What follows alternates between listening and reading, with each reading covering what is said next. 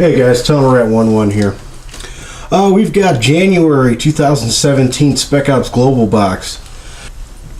So, let's go over to this, new recruit, here we go. Okay, so this is the modular military light, and this is from the US. It's made by Laser Bright. Okay, so I saw these a while ago. And I believe, I did not fact check that, but I think it was Survival Metric. They make a lot of escape and evasion kits, desert survival kits, and they sold these lights. And I was always interested in these lights. They were a bit on the pricey side. So it was one of those things like, until I actually, talked to someone who had them or got one in my hand, I was kind of skeptical of getting it. So now that I got this one, it really, it all kind of makes sense now why this is useful. Okay, so what you have, this all breaks down. It's all modular. Okay, so we'll just flip on the first. You got your red light. Okay, they're all just twist, turn on and off. Green light. Okay, it comes with this bulb end. So like if you just wanted to carry, the red, even just the red for night vision, you could just keep that in your pocket, smaller profile, or you can just use the chem light on, for whatever side, and they're all interchangeable. So I can make this a green chem light, red chem light, or Christmas chem light. But they do have it does come with a 25% off, I believe, on the packaging for Laser Bright. They've got a bunch of different colors. I like the colors that it came with. Green is a good color. It's not the best for night vision, but it is good for seeing inside, map reading and stuff. And red's just fantastic for night vision. It's going to help preserve your night vision. A lot of maps and doctrine that are for low light situations will highlight certain areas when in red light. So that's a fantastic thing. Now, just in general, it's a chem light. It's a light. It's going to help you, see, signal, anything like that. And what it does come with is a stretchy band. I just threw it on there to show you guys. But one of the other cool things about it is you can actually, and then you do these with chem lights too, but this is one of the things I saw in there that was actually kind of a cool idea. If you want, you can put the green light here or red light here, however configuration you want. Get a piece of 550 cord or something with a certain length and whip that bitch around like a helicopter, and it's actually for good signaling for any air support that's in the air or anything like that. So I thought that was kind of a cool idea. Now, the one negative, now this is pretty much like the base model, okay? It's got, one setting. They do have, I think there's one with 2 settings and then 3, modes for high, medium, dim.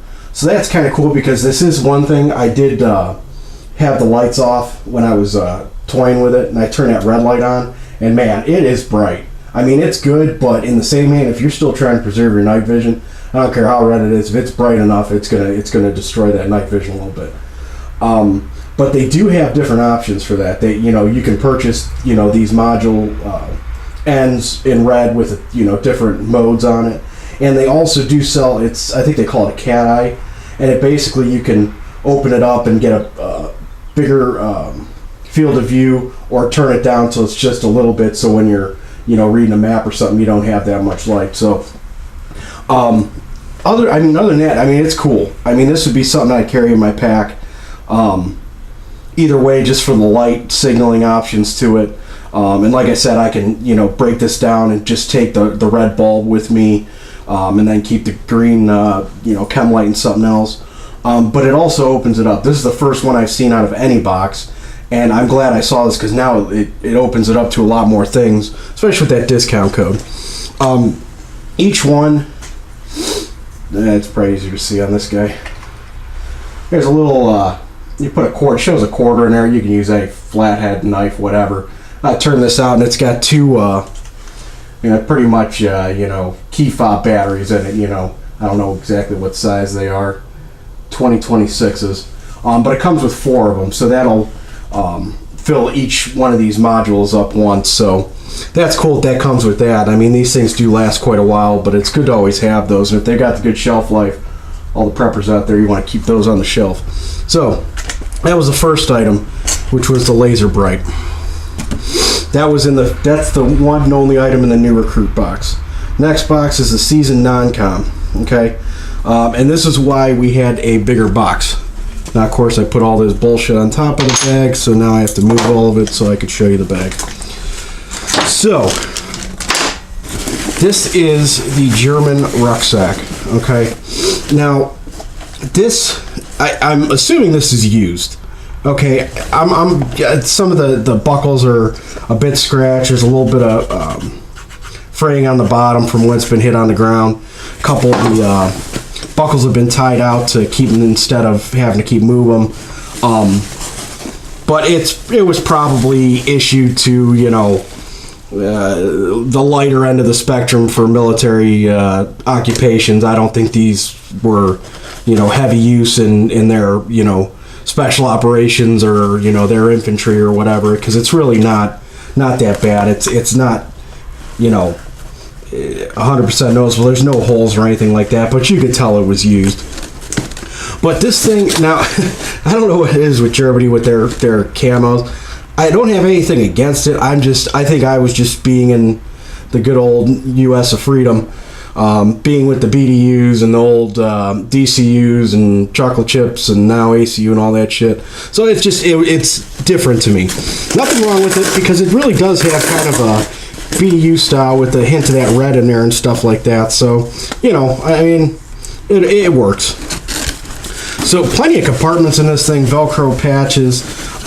We received another pack like this from the Polish Army. I love that one. I use that all the time, and especially it's my favorite. It's my BDU style.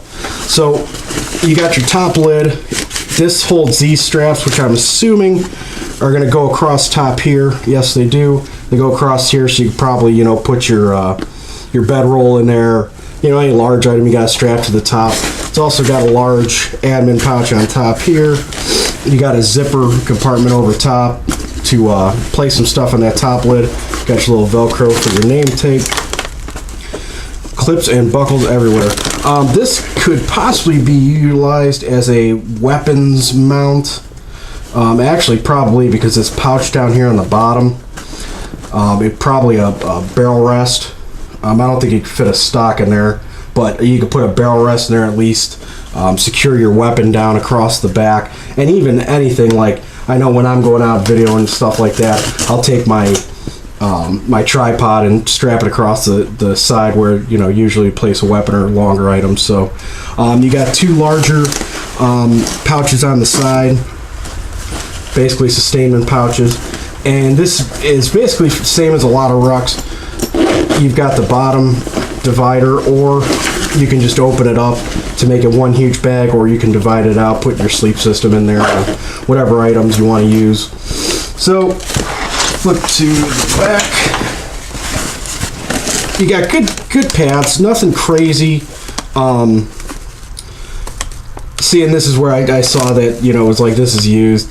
There's they tied off the sternum strap, so I'll have to take that off just so I can move that around to adjust it. A little waist strap, nothing crazy on there. It's got good interior room. I put everything in here today for the videos I'm doing, just to prevent having to carry 20 bags outside. You know, there's different sections inside. Only one thing I wasn't sure of, which I haven't looked up yet, but there's a metal bar running across this top. I'm assuming it's just for stability, but it does pull out of there really easy, so I don't know if there's like some significance to that you can place it across to keep it open or so. I don't know, but I'll have to look that up. But other than that, I mean, it's a great pack. These things are always good to have, especially these larger rucksack packs for, you know, inch bags, or just making a kit for family and friends and stuff. You want to make them a kit. I mean, that's going to hold a lot of gear in it, especially better than these freaking book bags they're putting out nowadays. Okay, boys. So I was putting that rucksack away and realized I fucked up. So the first items are the JROTC. It always screws me up. The new recruit I always thinks the first box, but it's always JROTC. So in that box, you actually get 3 items. Okay, so I'll save the best for last for the elite box. But first, in the JROTC box, you get the Okapi knife from South Africa. Okay. Now check out this brilliant bastard here. This is the most unique knife locking mechanism I've ever seen. Still got some schmoo on there from packaging. But look at that inlay. That metal inlay is so cool looking. I wonder if it says what the actual handle material is.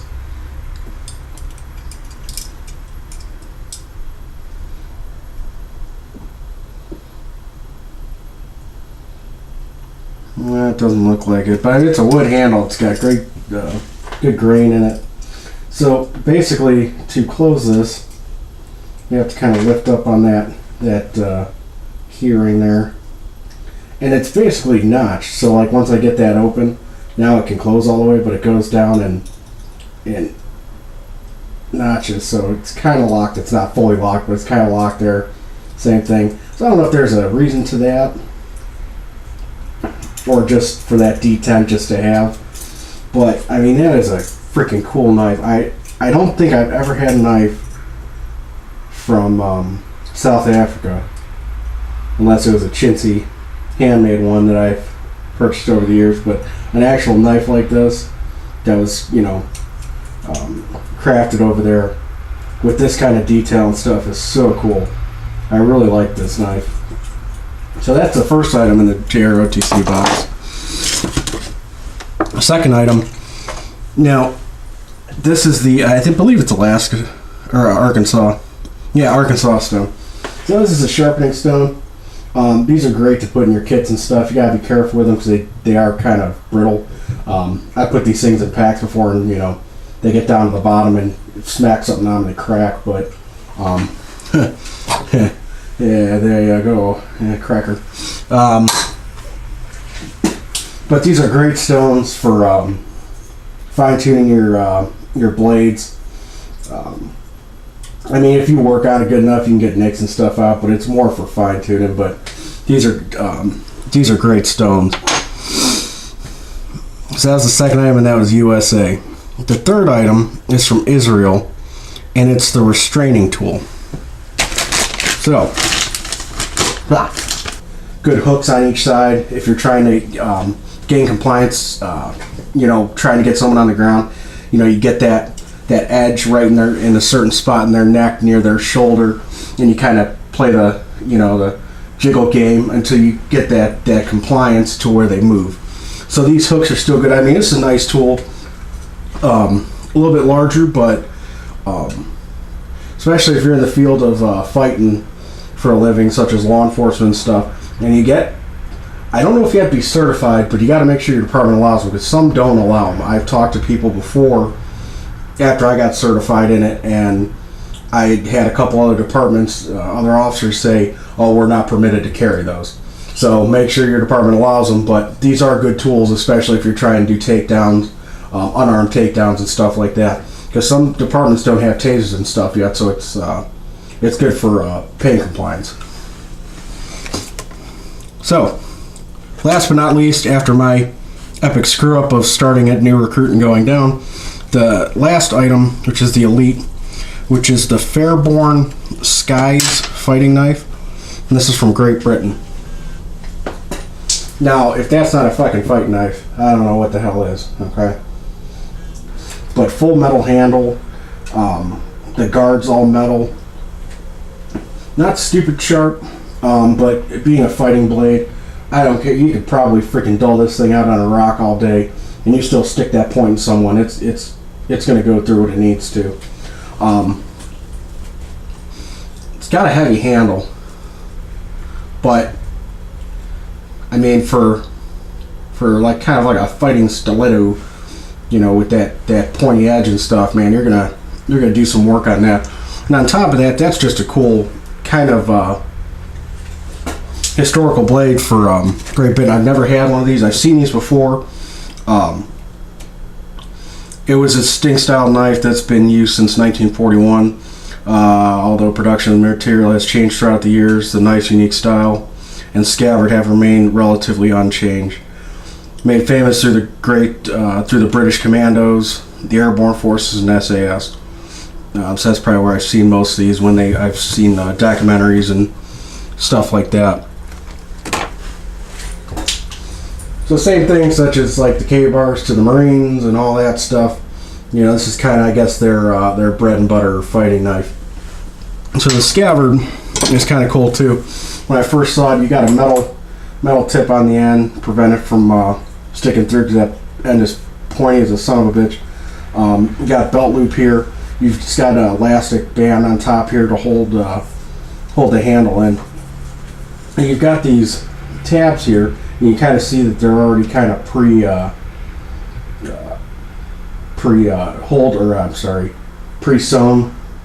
The holes are for, you know, whatever.